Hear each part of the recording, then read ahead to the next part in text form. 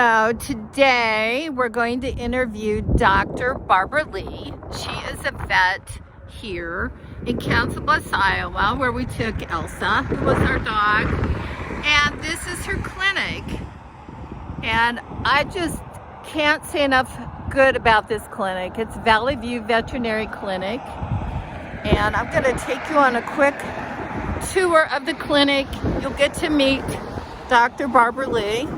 You'll learn a little bit about her story and her family as all in the veterinary business. They're incredible people and they genuinely have a wonderful heart for animals. But here is the clinic, and they are actually up for a design award this year. It's brand new and I love how modern it is. You can see plenty of parking. It's off of a busy highway. And I just want to show you quickly the landscape here. It's over 2 acres. And this is the side door where you come in and out. If you have to put a pet to sleep, there's a private entrance and you have plenty of space. Now we're going to walk into the building here. And this is one of the great design features that I really love about this building. We have a cat entrance and a dog entrance. That was really huge for us because Elsa, being an alpha female, could not handle any cats whatsoever.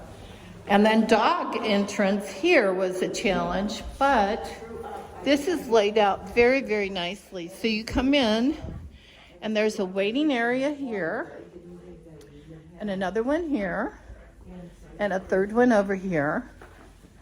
But you can also hear how quiet it is in here. You don't hear a lot of dogs barking and yipping. You can see there's a really great display of various kinds of foods, treats, and other kinds of products for a healthy dog. So I was impressed by that. You can see the checkout area there. You can see the check-in area here. And then on the other side of this glass door is the cat check-in area. So totally separate, and they have their own products over there. I love that painting that's on the wall. It's so cool of that kitty. But the check-in area here is wonderful. The little bins back there are for picking up, the effects of your pet if you've had to put them to sleep, like what we're talking about here today. So I just wanted to share that with you. Love this clinic. I love this layout. It's so comfortable for both the pet and the owners, and they can sit down and relax. Even if everybody's in alpha, they got their own space. Anyway, soon to talk to Dr. Lee. So privileged that I have Dr. Barbara Lee here, and she is our vet. And I just got to tell you, I've never met a vet like this in my life. And a lot of you may know that we recently had to put our little Elsa to sleep. And this is a picture of when Elsa was a baby. And then, of course, big and happy and healthy. But Dr. Lee is here in Council Bluffs, Iowa. And we are so glad to have you here. Glad to have you here too. Thank you.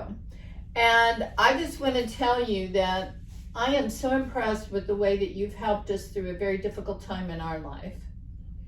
And my husband, even though he's an infectious disease doctor, this was really a very hard moment for him.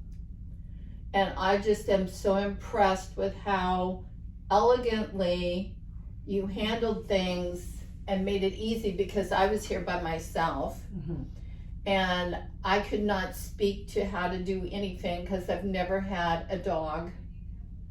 And when I came in here, I just felt that I could trust you 100%. Oh, thank you. And you just made it easy, and your staff did. So would you tell us a little bit about your vet clinic and kind of how, because this is a pandemic and a lot of people are at home with their pets, and let's face it, these pets are like our humans, right? For sure. And I'm sure you've got people who worry about their pets getting COVID. I'm sure that you've seen a lot of, you know, and our dog had to be put to sleep right around the holiday. That made it a difficult situation. So can you tell us a little bit about your philosophy of being a vet and how you help not only the animals, but the people that are attached to them? Well, I became a vet. Well, we're here for the pets. We only want to do what is needed for the pet. We don't do anything extra because we're a privately owned veterinary clinic. We're not owned by a company. 30% of our veterinary clinics are now owned by companies. So we're able to do what we need to do and do the best we can. So that's my philosophy. Is I wake up every morning and just do the best I can and try to relieve any pain or suffering, and preventive medicine and surgeries and dentistries and everything. Elsa came to us the last time where she wasn't suffering, but it was at the time where she was starting. So it was when you put an animal to sleep, because of that, you're doing it because you love the pet. Right. You don't want the pet to suffer. Right. And these folks are wonderful and had every reason to do it. And her husband's an MD, so he gave me all the medical reasons to do it. Yeah, he did. Yes, and we do it with dignity, of course. The process, we always make sure we do it in a loving environment, and we're going to show you later the comfort room where we can do it, and people can be with or without, and we make sure that the animals are not scared. Right. We use sedation if needed, and it's a very painless process. And I will say this, when I brought Elsa in, even the last time or any other time, Elsa really, she's an alpha dog, but Elsa felt comfortable with these alpha females in here. I mean, she didn't give you a rough time. Oh, she was wonderful. And she was like, whatever you spoke, she like, okay, that's the authority, and I'm going with it. I think these animals are very smart, and they know that you know, and that you're going to help them. Yes, yes.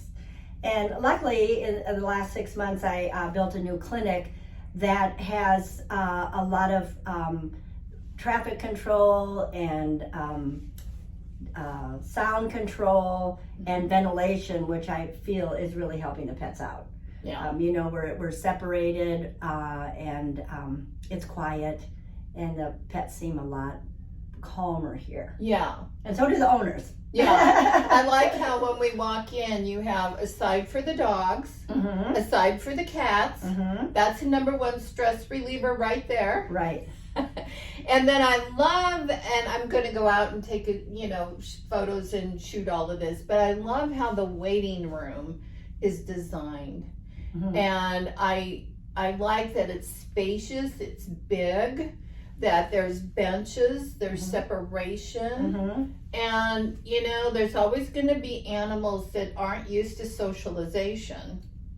And so it's really, really good that you have that, because I gotta be honest, we have no other veterinary clinic in this area that is so well designed as yours. Well, thank you.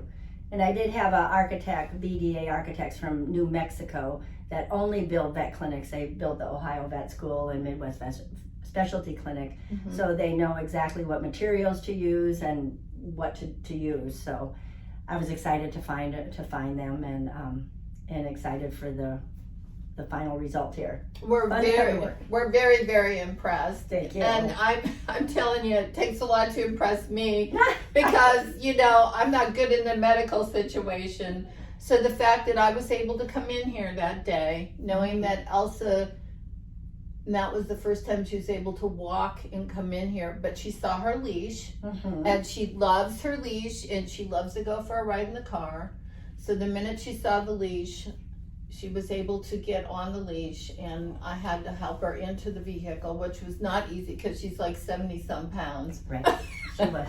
And so anyway, I brought her in here, and you know, she was happy. Yes. And she likes your staff. And you know, the thing that hit me though was when I came back after the procedure and I picked up her effects, I noticed that there was a nice little cubby hole for every animal that you were euthanizing. And it just helped me think about all these people at the holiday having to put their pets to sleep, and this being a pandemic year. Do you have people that worry about their pets getting COVID, and how do you handle that? Yes, we do worry about that, and actually pets can get COVID.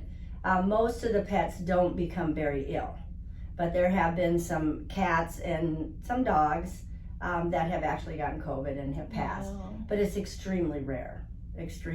And there are, IDEX developed a COVID test for the pets. Really?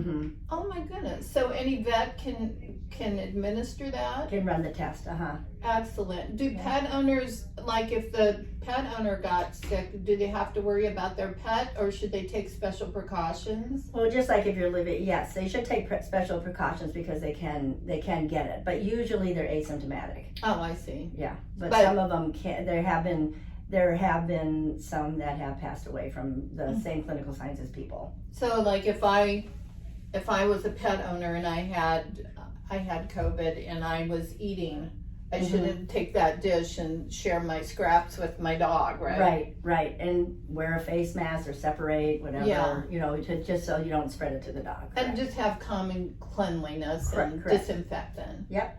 Excellent. Yeah. Well, thank you. We're going to walk into the comfort room. We're going to go in there and shoot real quick, and then I think you've got patients waiting for you. I do. Now we're in the comfort room, and I'm going to take the camera and I'll pan the room, but I just think Dr. Lee has some really cool stuff to talk about. So I want her to talk a little bit about the design of the building and the photographer that came and all about the competition the building's entered into. Yeah. So I did have a photographer come because they're entering our hospital in our clinic in the hospital design 360, which they do every year, once a year for the veterinary clinic. So I'm excited. We are good enough to be entered. We'll see if we win, and so we'll let you know on that one. So the clinic is like the surgery room is human grade. You could do surgery if you were human. We have a oxygen room. We have a HEPA filter. We have the just everything you need to do surgery with. And then we also did buy an ICU unit. It's the same one that Iowa State has. Wow, and that's impressive. Yeah, I've used it 3 times, but if it saves one life, it's worth it. Exactly. Yeah.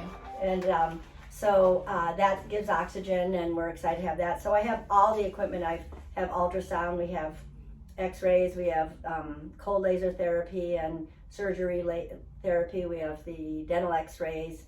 You know, we heat our fluids up. We just have everything.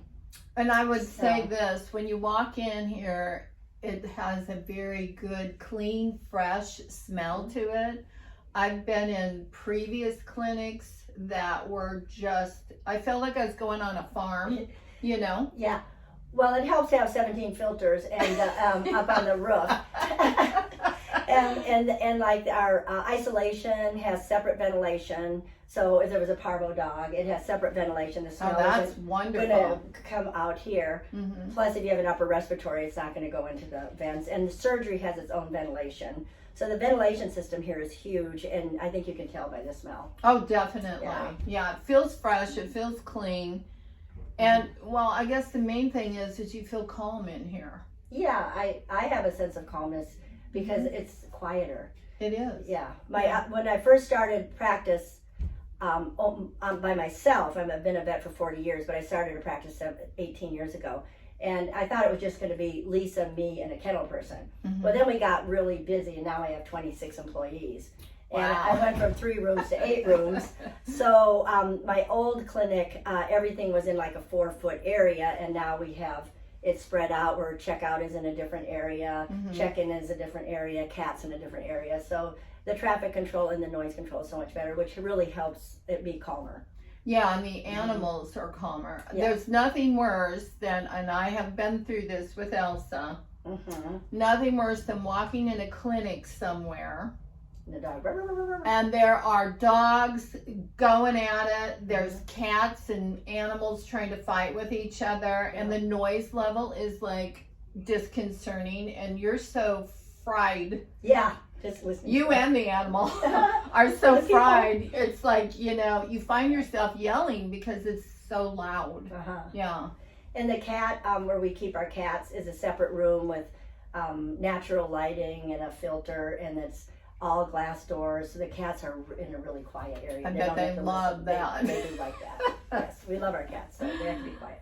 So I didn't come in with Elsa. I could not. Yes. Just so you know, I couldn't bear it. One of the reasons I'm a vet is my mother didn't stay with my first dog. So that's exactly what I thought with you. My mother didn't stay. Yeah. And to this day, I don't know how they did it, Yeah. So I don't want to start crying here. I know. I gotcha. I'm right there. Yeah. We're going to be big girls. Yeah, and big we're girls, going to and be we're not- brave. So, okay. So that's one of the reasons I'm a vet. So if an owner doesn't stay, I promise that I would always be gentle and talk to them. And there were times I just really wondered. Yes. And I know that my husband set out in Portland, Oregon, and felt very guilty. Because as you can see, the baby pictures, Yeah. he took Elsa, and she was, what do they call it? AKC? AKC. Yeah, AKC. Beautiful Chesapeake. Beautiful hybrid Chesapeake Bay Retriever, and papered, and she has 3 names like an opera star singer, which I can't even pronounce. But Elsa was everything to David. She went, he had her for 11 years, and she went through some of the worst times of his life where he had a divorce and he had separation, and it was him and Elsa. Yeah. And I was the only human being that came into that world. And then, we became a family. But it was important that when we were dating, that Elsa and I could get along. Right. I'm sure that was a very important thing. Yeah. So you can imagine when I came in here, Yeah. it was a moment that was, first of all, I was never used to. And the only other death I had was when my dad died in my arms. Yeah. So that was all I could relate to, and I just couldn't deal with it. Yeah. But I promise that reason I became a vet was that was one of the reasons out of 2. That I'd always talk to them and make sure they weren't scared when I put them to sleep, because I don't know how they did it with my first dog. Yeah, and I really appreciate that, and I know that when David watches this, he's going to absolutely fall apart to hear that. So thank you very much. Welcome. Now, this clinic sits on how many acres?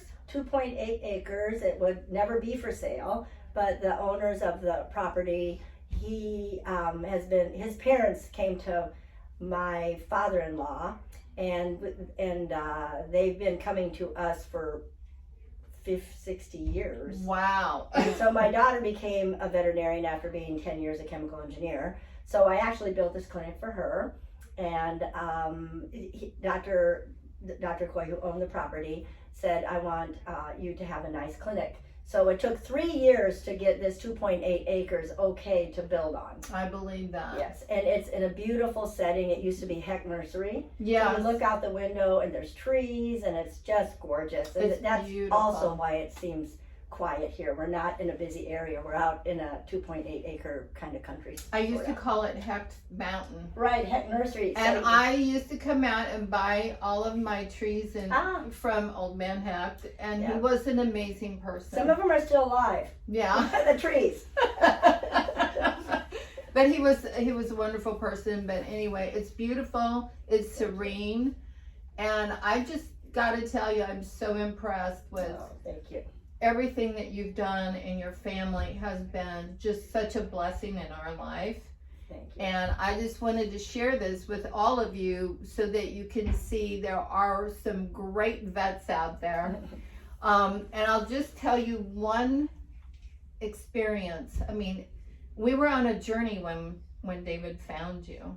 Oh, okay. Because Elsa was always extremely healthy, but we had to go out of town, and we were gone for, I think, 2 weeks, and it was on business. And Elsa was healthy when we left, and this was at a different clinic. You hadn't even built this facility. We didn't even know you. Mm-hmm. And so anyway, Elsa, when we picked her up, wasn't acting right. And she had been poisoned. And I had called the clinic and I had told them about it, and they denied it. So David had to take her to Omaha to a hospital where they did the tests, and they proved beyond a shadow of a doubt that she had been in fact poisoned. Yeah, and it was super bad. And the doctor, the vet, said, I can't even believe Elsa is still alive because of the levels in her bloodstream. But amazingly, she made it another 3 years to the age of 11, and you helped through that journey. And then when we had to go out of town and you watched and took care of her, Right. Elsa loved it. She was healthy. We never had any issue. And David always believed in your ability to take care of Elsa. Oh, thank you. So I just want to tell you from the bottom of our hearts, thank you so much for, after going through an experience like we went through, that was huge to trust somebody again. Right.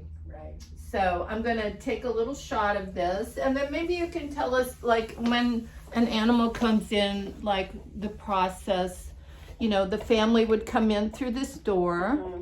And then They come through this door. Okay. And we have a couch where they can sit.